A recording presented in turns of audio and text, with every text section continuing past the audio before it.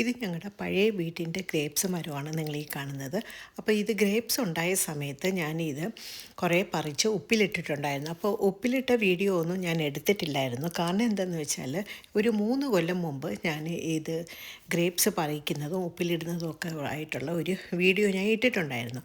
അത് 1 മില്യൺ കഴിഞ്ഞിട്ടുണ്ടായിരുന്നു ആ വീഡിയോ കേട്ടോ. അപ്പോൾ അതിൻ്റെ ലിങ്ക് ഞാൻ ഇതിൻ്റെ താഴെ കൊടുക്കാം. കാണണമെന്ന് താല്പര്യമുള്ളവർക്ക് കാണാം കേട്ടോ. അപ്പോൾ ഞാനത് ഇന്നിപ്പം ഒന്ന് അച്ചാറിടാൻ വേണ്ടി എടുത്തതാണ് കേട്ടോ.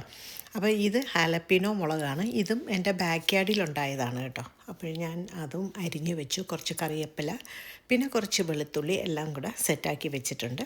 സാധാരണ അച്ചാറിടുന്ന പോലെ തന്നെയാണ്. ഇത് നമ്മുടെ അരിനെല്ലി പോലെ ഉണ്ട് കേട്ടോ കാണാൻ, കുഞ്ഞു കുഞ്ഞു കുഞ്ഞ്.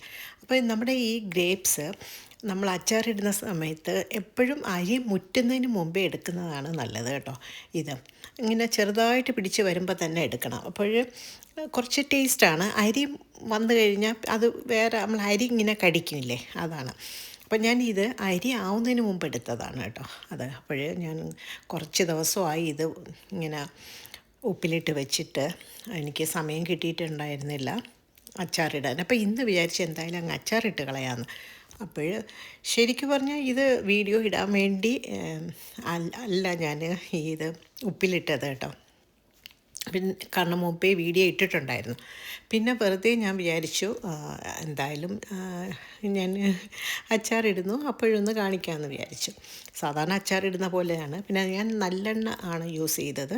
നമ്മുടെ ഇതേ നല്ലെണ്ണയില്ലേ, അതാണ് ഉപയോഗിച്ചത്. പിന്നെ അതിലേക്ക് നമ്മുടെ കായപ്പൊടി, മഞ്ഞൾപ്പൊടി, മുളക് പൊടി, അപ്പോൾ 2 മുളകും കാശ്മീരിയും സാധാ മുളകും കൂടെ മിക്സ് ആക്കിയതാണ്. അങ്ങനെ അതെല്ലാം കൂടെ ഇട്ട് നമ്മൾ സാധാ അച്ചാറിടുന്ന പോലെ ഇട്ട് സാധാരണ ഉപ്പിലിട്ട് അതേപോലെ തന്നെയാണ് കഴിക്കാറ് കേട്ടോ. അതാണ് നല്ലതാണ്, കുറേ കൂടെ ടേസ്റ്റാണ് അച്ചാറിടുന്നതിനേക്കാളും. പിന്നെ ഞാൻ വിചാരിച്ചു എപ്പോഴും അങ്ങനെയാണ് ഇടുന്നത്, ഉപ്പിലിട്ട് വെക്കും. ഈ മാങ്ങയൊക്കെ ഉപ്പിലിട്ട് വെക്കില്ലേ, അത്. അപ്പോൾ ഇപ്രാവശ്യം എന്തായാലും ഒന്ന് അച്ചാർ പോലെ ആക്കി വെക്കാമെന്ന് വിചാരിച്ചു. അപ്പോൾ കുറേ നാളിങ്ങനെ ഇരിക്കുമല്ലോ, അങ്ങനെ ഞാൻ ഉണ്ടാക്കിയതാണ്. അപ്പോൾ ഞാൻ വീഡിയോ പിന്നെ ഇത് ചെയ്ത സമയത്ത് ഞാൻ കുറച്ച് വീഡിയോ ഇങ്ങനെ എടുത്തിട്ടുണ്ടായിരുന്നു. ഇത് കുറേ 1 മാസത്തിൽ കൂടുതലായി കേട്ടോ.